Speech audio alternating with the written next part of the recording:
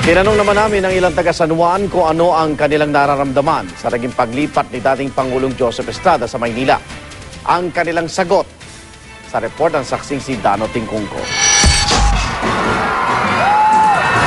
Halos 2 dekadang naging mayor ng San Juan si Joseph Estrada at hanggang maging Pangulo, naging loyal daw sa kanya ang maraming taga San Juan.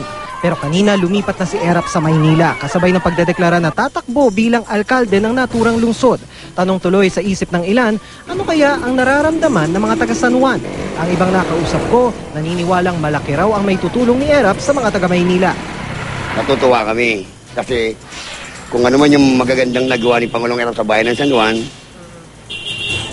balak niya sigurong gawin doon sa lungsod ng Maynila. Kahit naman nasa Maynila siya, kahit nga nasa San Juan siya, yung mga ibang residente ng Metro Manila natutulungan niya. Kami pa kayang bayan ng San Juan na pinanggalingan niya, sigurado hindi niya makakalimutan.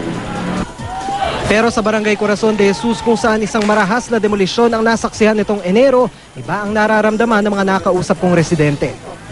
Ang sabi niya, tutulungan daw niya yung mahihirap doon sa Maynila. Paano niya matutulungan? Kami nga, hindi niya tinulungan. Sa amin isang malaking tanong, doon sa Maynila nalilipat siya, bumili siya ng bahay na nagkakahalaga, lupa bahay nagkakahalaga ng 80 milyon. Samantalang dito, kung tutulungan niya yung mga residente dito, halagang 50 milyon, 40 milyon, maisasaayos at magiging magandang kinabukasan ng mga residente rito. Ang gagawin niya ron, kung anong ginawa niya rito, ay gagawin niya rin niya doon. Ito isang ginagawa na lang ni Erap na pagtalikod, isang malinaw na pagtalikod doon sa mga residente ng mamamayang ng Corazon de Jesus na hindi na niya kayang bulahin. Sinikap din ng GMA News na hinga ng reaksyon si San Juan Mayor Gia Gomez, ina ng anak ni Erap na si Representative J.D. Ejercito, kaugnay sa ginawang paglipat ni Erap sa Maynila. Pero hindi niya sinasagot ang aming tawag.